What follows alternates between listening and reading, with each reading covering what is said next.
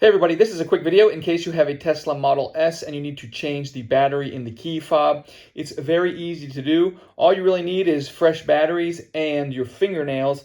A small screwdriver like shown here can make the job a little bit easier, but you don't actually need one. If you've got some fingernails, you can get it done.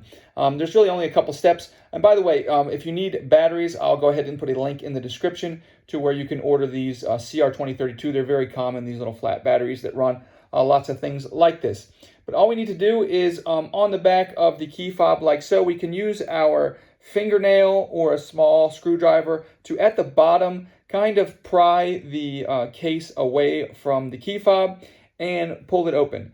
And once we get there, then we get access to the battery as shown here. And again, using your fingernail to get underneath it, or if you don't quite have the fingernails to do it, just using like a little screwdriver or even a little knife or something like that, trying to get under that battery and pop it out.